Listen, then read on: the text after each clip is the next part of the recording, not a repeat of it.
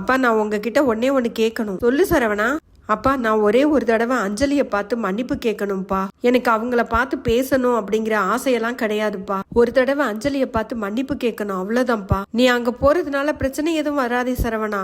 இல்லப்பா எதுவும் வராது, நான் பாத்துக்கிறேன். சரிடா போயிட்டு வாடாப்பா. சரவணன் கதிரை கூட்டிட்டு கிளம்புவாரு. அஞ்சலி வீட்டுல அஞ்சலிக்கு இன்னொரு தடவை கல்யாணம் ஏற்பாடு பண்ணிருப்பாங்க. அஞ்சலி இன்னும் கொஞ்ச நேரத்துல மாப்பிள்ளை வீட்டுல இருந்து ஆளுங்கெல்லாம் வந்துருவாங்க. அதுக்குள்ள நீ ரெடியாகி வா அஞ்சலி. ஏமா என்ன புரிஞ்சுக்கவே மாட்டேங்கிறீங்க? எனக்கு கல்யாணமே வேண்டாம்மா. இப்பதான் நான் நிம்மதியா இருக்கேன். நான் முதல் தடவை சரவணன் கூட படிக்கும்போது சரவணனை கல்யாணம் பண்ணணும்னு ஆசைப்பட்டேன். ஆனா சரவணனோட அப்பா முடியாதுன்னு சொல்லிட்டாரு. நீங்களும் எனக்கு வேக வேகமா இன்னொரு மாப்பிள்ளைய பார்த்து கல்யாணம் பண்ணி வச்சீங்க. கல்யாண வாழ்க்கையும் எனக்கு சரியா அமையல. காதலிச்சவனும் போய் கல்யாண வாழ்க்கையும் போய் கடைசியா இப்பதான் இங்க வந்து நிம்மதியா இருக்கேன். அதுக்குள்ள இன்னொரு கல்யாணமா? நினைச்சு பார்க்கவே எனக்கு பயமா இருக்குமா. உங்க 2 பேருக்கும் நான் பாரமா இருக்கேனாமா? ஐயோ என்னடி அஞ்சலி இப்படி பேசுற? பெத்தவங்களுக்கு பிள்ளைங்க எப்பவுமே பாரம் கிடையாது அஞ்சலி. நான் சொல்றத கேளு அஞ்சலி. எங்களுக்கும் வயசாகுது. நாங்க நல்லா இருக்கிற வரைக்கும் உன்னைய பாத்துக்குவோம். நாங்களும் இல்லைன்னா நீ என்ன பண்ணுவ? கொஞ்சம் யோசிச்சு பாரு. உனக்கும் வாழ்க்கையில ஒரு பிடிப்பு வேணும்ல. அக்கம் பக்கத்துல இருக்கிற பொண்ணுங்கள்லாம் கல்யாணம் ஆகி நல்லா வாழும்போது, குழந்தை குட்டியோட வாழும்போது எங்களுக்கும் நீ நல்லா இருக்கணும்னு ஆசை இருக்காதா அஞ்சலி? அதுவும் இல்லாம இப்ப மறுபடியும் அந்த சரவணனோட ஒரு பிரச்சனை வந்துருச்சு.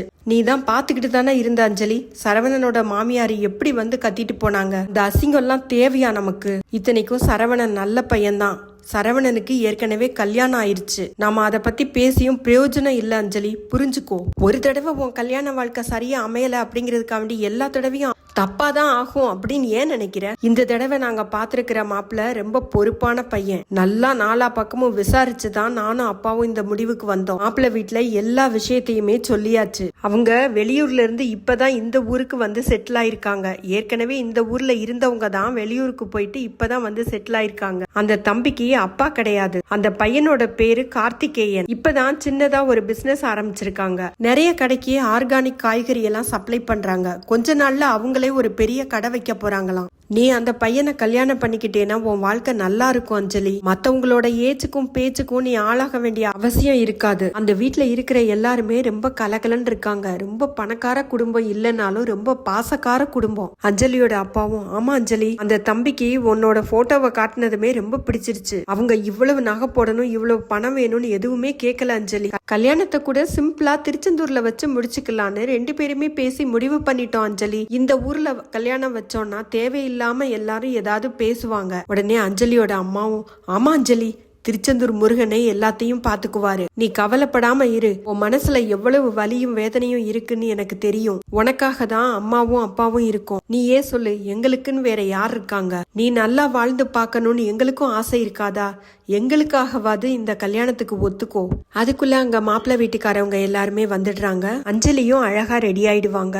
கார்த்திகேயன் வந்ததுமே அஞ்சலி கிட்ட பேசணும் அப்படின்னு சொல்லி அஞ்சலிய தனியா கூட்டிட்டு போய் ஒரு 5 நிமிஷம் பேசுவாரு. அஞ்சலி, என்னை பத்தி நான் சொல்லிடுறேன். என் பேர் கார்த்திகேயன். நாங்க சின்னதா ஒரு பிசினஸ் ஆரம்பிச்சிருக்கோம் அப்படின்னு ஆரம்பிக்கும் போதே அஞ்சலி ஏற்கனவே எங்க வீட்டுல எல்லாத்தையுமே சொல்லிட்டாங்க. என்னை பத்தி உங்களுக்கு தெரியுமா? எனக்கு கல்யாணம் ஆகி டிவோர்ஸ் ஆனதெல்லாம் உங்களுக்கு தெரியுமா அப்படின்னு சொல்லி அஞ்சலியும் கேட்பாங்க. ஆமாங்க எல்லாமே தெரியும். உங்க அப்பா எல்லாத்தையுமே என்கிட்ட சொல்லிட்டாரு. உங்களுக்கு சரவணன் ஒருத்தர் கூட பிரச்சனை வந்தது வரைக்கும் என்கிட்ட எல்லாத்தையுமே சொல்லிட்டாரு. உங்க வீட்டுல எனக்கு ரொம்ப பிடிச்சதே ஒளிவு மறைவு இல்லாம எல்லாத்தையும் சொன்னதுதான். எங்க அம்மாவுக்கும் உன்னை ரொம்ப பிடிச்சிருச்சு. நீ எங்க வீட்டுக்கு மருமகளா வந்தேன்னா ரொம்ப நல்லா வச்சுக்குவாங்க. எங்க வீட்டுல எல்லாருமே கலகலன்னு இருப்போமே தவிர கலகம் மூட்டி விட மாட்டோம். தைரியமா என்ன கல்யாணம் பண்ணலாம் அஞ்சலி அப்படின்னு சொன்னதும் அஞ்சலிக்கும் கொஞ்சம் சந்தோஷமா இருக்கும். எல்லாருமே கல்யாணத்துக்காக கிளம்பி திருச்செந்தூர் போயிருவாங்க. இவங்க கிளம்பி போனதுக்கு அப்புறமா சரவணனும் கதிரும் அங்க வருவாங்க. வீடு பூட்டி இருக்கே அப்படின்னு சொல்லி பக்கத்துல கேட்பாங்க.